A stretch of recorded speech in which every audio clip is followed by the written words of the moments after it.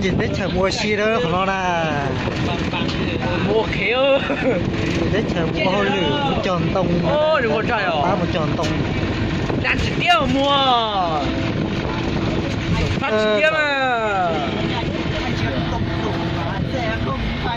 ai nhá chế mà cháu rồi có thể là mua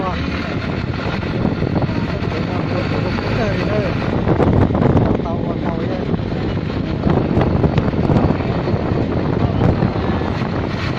mà cũng nhận nó cũng cần có gì cầu xưa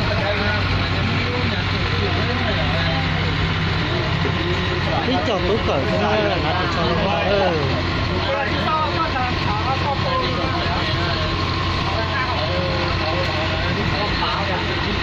ôi rủ rồi không muốn lên đi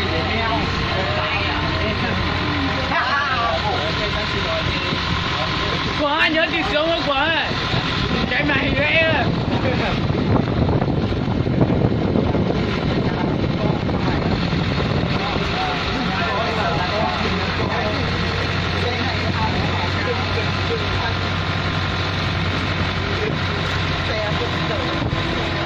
chỉ một trò chơi và thế này đó đâu cười tên trò nó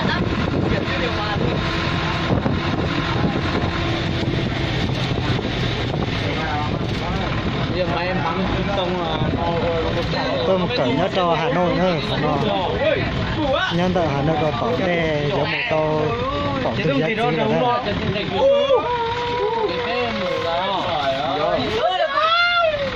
cân lực của tôi sắp xếp rồi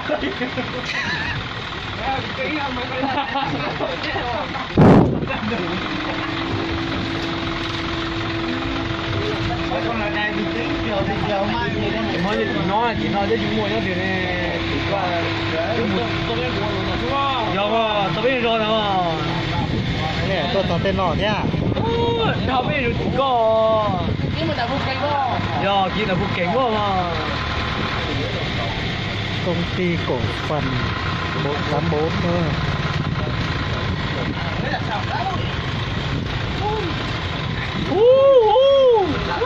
thấy giờ thở chua liếu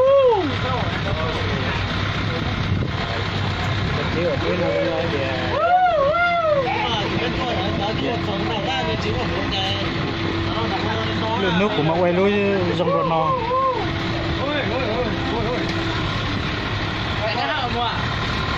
em lại cái chân trong này hả? Bây giờ này cái một lấy chiếc đó bây chủ chiếc này nó bây một lấy bây lúc gì hả? Bây lúc gì đấy? ý nó tỏ chồng rồi ông gì hạ long mông cái nó có tới một tròn tông cho lại lối trẻ và nó hẳn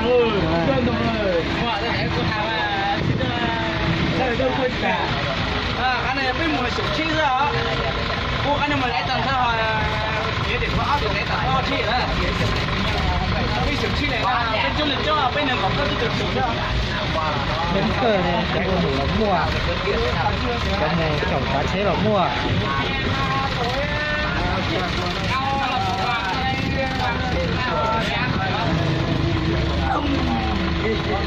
mấy bài là anh em ơi hai bài đây một con tôi chế bánh me rồi ô bên nó gặp bài đi xe tăng đi lên đâu rồi á cẩn thận nhá chết người đấy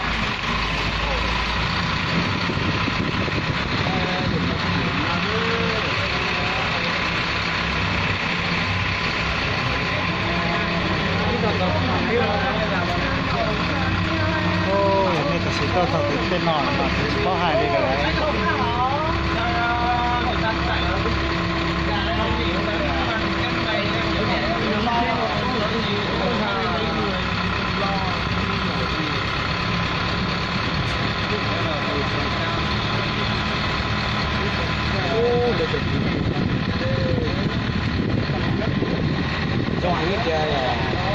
thì nó là trống cuốn lủ nữa thì cuốn lù nữa nè Don't charge it all. tổng đôi xe từ tên nó mua nào mua nồng mua đĩa mua chùa thì xéo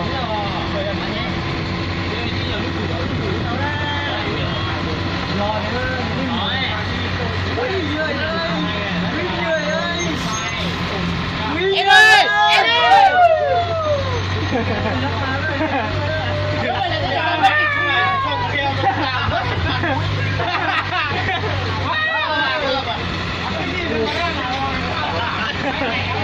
cái máy không là cái giá không ăn quá nhưng mà là đấy là đã mới hết máy thằng chó này tại trong kêu nó mà kêu nó có búa xì mà có cái sông lô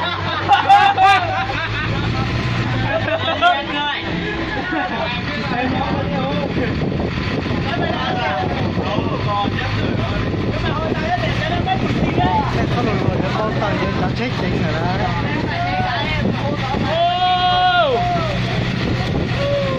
rất là nhanh đang đau rồi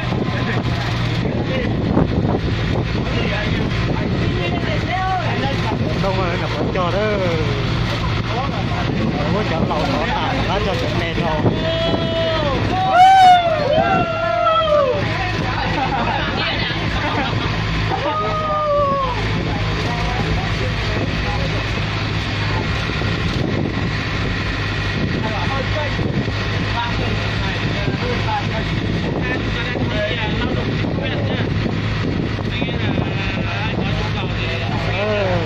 cho già tông đó cho nó nè cho già mùa đó đi cái nhỏ bên nó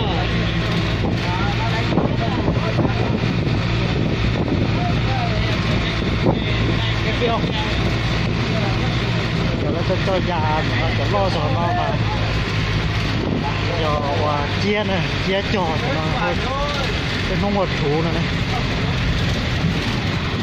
ôi trời hết cả mày ôi nó cháy luôn mùi kho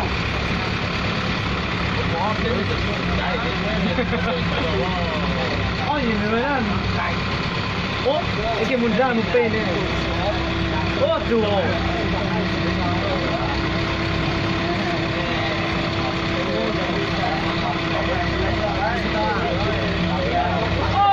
nhớ chứ rồi à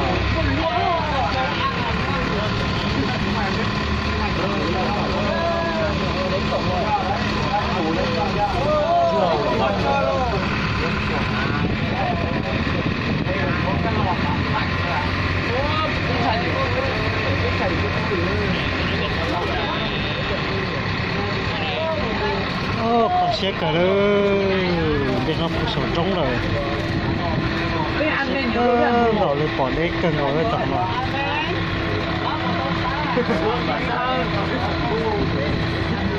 cho mày đi ông phụ đạp chuột đi nhá à mày bố này kép đánh ơi được đi á phải đi từ xe đúng rồi á anh nhảy xuống bắt xe đi chưa đi anh xuống xong nó nói gì tôi chọn tung rồi là biết chế có hơi nào bây giờ sẽ biết là chị tiền hơi thế nào mà chế cũng hơi này biết chế còn nhớ còn hết ơi con này con lên rồi con lo nhá say rồi say xe rồi say lát này ơi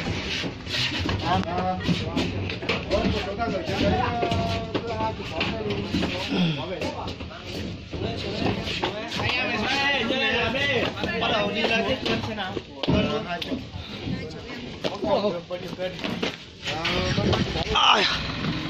sát cân cổ liều À tôi đây không có buổi chỉ còn xe đâu. Xe rồi lại lên mang lên mang sao? Xe cũng chỉ lên được cái chỗ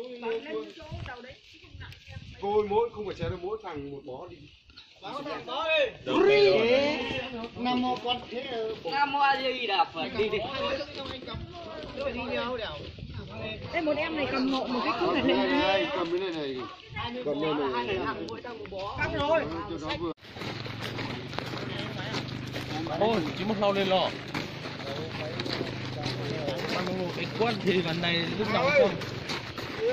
Mà xe một tròn tông nữa. 4 giờ gì đấy lên là vừa.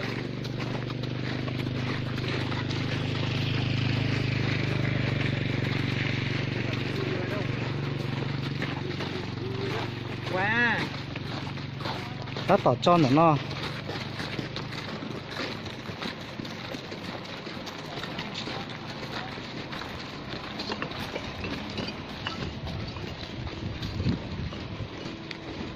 Nó này chế tính hợ đầu cơ này.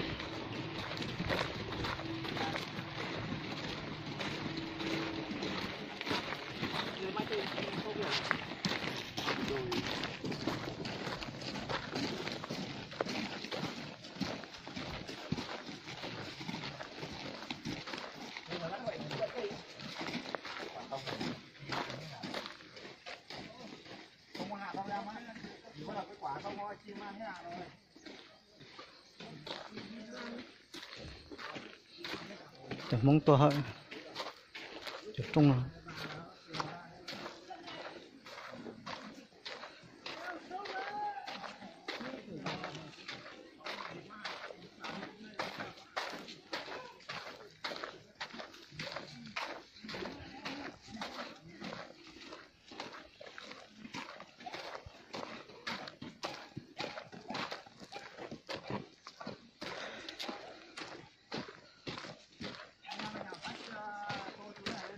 Mỗi một bố đi thế này trồng nào trồng hết được. Một bác này tròn tông mà chế mua xa đi luôn. Nó to cái cùng cầu thế xin nữa thế nào. Rồi liếp lòng rồi đó. Tôi một cảnh đế hành con đà. Lưu hết chứ rồi. Lúc chay tôi bỏ nó mà do nè chút gì thế. Sẽ đợi phải chế cân cầu đi. Làm bởi cái gì đấy làm lý à? Làm đi một tí. Một chút chỗ ăn thế à, khó nó lấy rau nó cũ ra.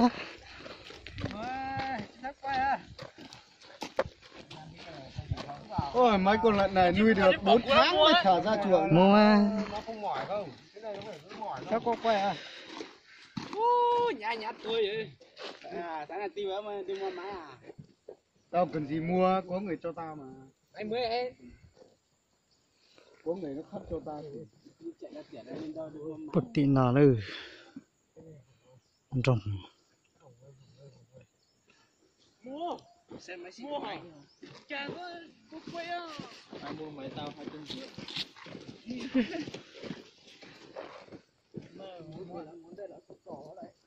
Từ hết từ nhá bố tỉ khó lớp bao tỉ nữa. Khó xếp cơ.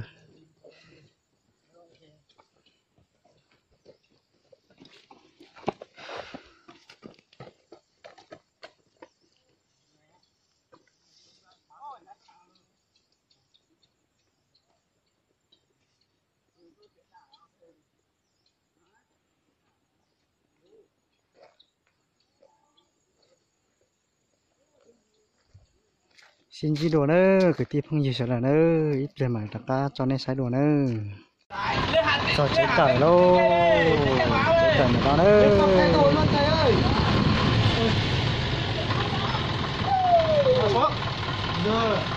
Lên phòng thay đồ luôn thầy ơi. Hết tiền. Hết tiền nữa. Hết tiền bao nhiêu này?